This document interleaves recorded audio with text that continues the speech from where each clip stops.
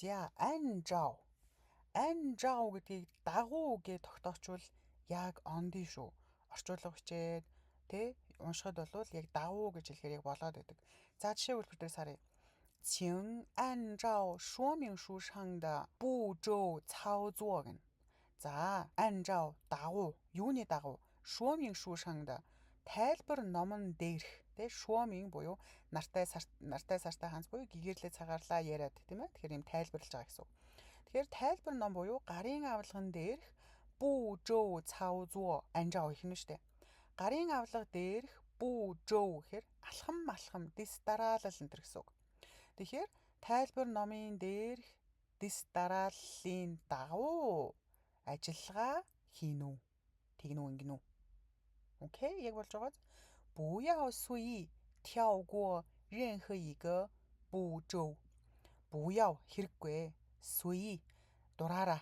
随便이 гэн. Дураараа санаа оноотой буюу шал дураараа. 跳过алхасаж. Үсрээд цаар нь гарч чадна шүү дээ. Тэ ханзыг харахад. Тэгэхээр давн алхасна гэсэн үг. 任何альва нэгэн 一个步骤 ямар нэгэн алхмыг нь дураараа алхасах хэрэггүй. 否则 эсвэл 机器 тэр машин тоног төхөөрөмж чинь 可能 магадгүй 会出现 илэрч гарч ирж болох юм аа. 故障 故障. За, 故障гэхээр гэмтэл, саатал, гацсалт энэ гэсэн үг. За, нийлүүлэхээр юу гэх нь вэ? Гарын авлага дээрх алхмын дагуу ажиллагаа хийгээрэй. Дураараа ямарваа нэгэн алхмыг нь алхасаж хэрэггүй. Эс бөгөөс тэр тоног төхөөрөмж чинь магадгүй саатал гарч болцшгүй. Окей? За, дахиад нэг үйлбэр харъя. 按照公司的规定 компани дүрм журмын дагуу 所有员工 бүхий л ажилчид 必须在9点之前到达办公室. Бүхий л ажилчид тэгэх ёстой. Яах ёстой юм? 9 цагийн өмнө 到达 очсон хүрсэн байх ёстой. Хаана? 办公室, оффисто. 迟到3次以上 3 удаагаас дээшээ хоцорчих юм бол 将会 хоёулаа ирээд үзэх зааж гин 被扣工资 цалинг чинь хасагдана шүү.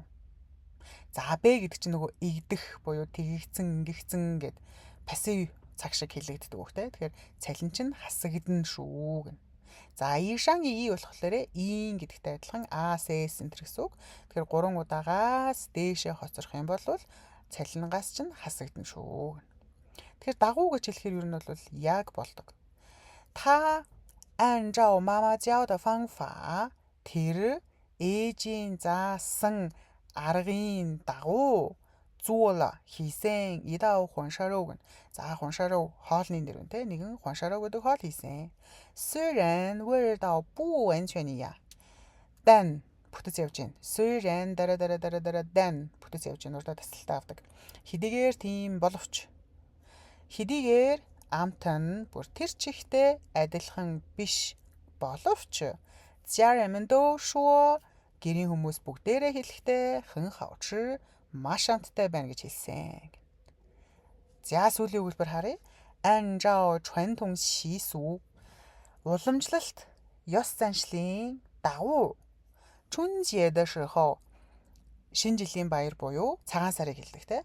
Цагаан сарын баярын үеэр 家人们 гэрийн хүмүүс ингаи ёстой 聚在一起 цуглаад 在一起 хамтдаа 吃 идэх хэрэгтэй 年夜饭гэнэ. За, 年夜饭гэхлээр жилийн шөнийн хоол буюу цагаан сарын өмнөх орой идэж цугладаг тэр баярын хоолыг 年夜饭гэж хэлээд байгаа. 互相 харилцан бие биедээ 祝贺新年快乐 шинэ жилийн баярын мэнд хүргэе гэж харилцан бие биендээ баяр хүргэх ёстой байдаг. Тэгэхээр анжао гэдгийг дагуу гэд орчуулвал яг болоодог. Өнөөдрийн үгс үг анжао. Дагуу хичээлээ дахин давтан сайн сонсоорой.